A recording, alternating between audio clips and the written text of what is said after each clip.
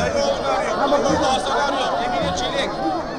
Suriye tarafında. Terörcünün yanında. Muhakkak barzan var. İnşallah. Esma Ateş. Esma Ateş. Orasını arıyor. Orasını. Esma Ateş. Bana kudara. Terörcünün girişinde. Hasan Yılmazer. Hasan Yılmazer. Amcasının oğlunu arıyor. Hasan Yılmazer amcasının oğlu. Murat'ı. Hasan Yılmazer amcasının oğlu Murat'ı arıyor. Suriye tarafında. Ali Ekber Ahmetoğlu. Ali Ekber Ahmetoğlu.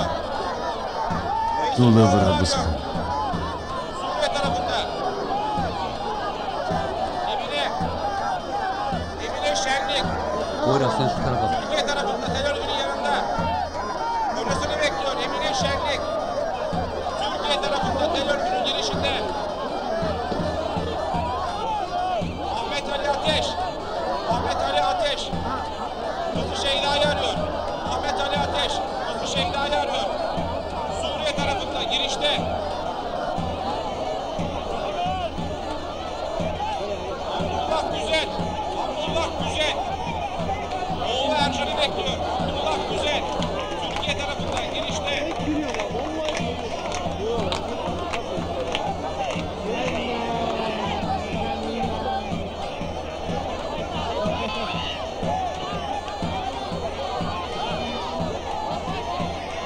Muayecili buraya? Var 50 vurun.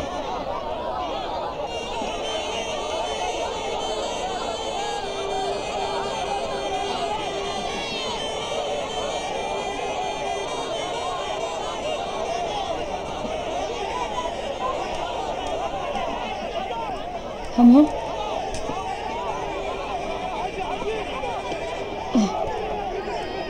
Türkiye. Oy. Tu dersane. Ay kurban. Azim. Az koymaz. Ya çabuk iskeye bırak, ne oyunu? Ha. Vera çubi. Ya bana!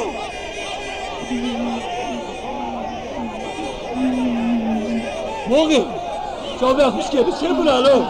Bana çabuk iskeye bırak, ne oyunu? Ya hama! Ya çabuk iskeye bir şey bırak. La haline basarmadan kul oldun la.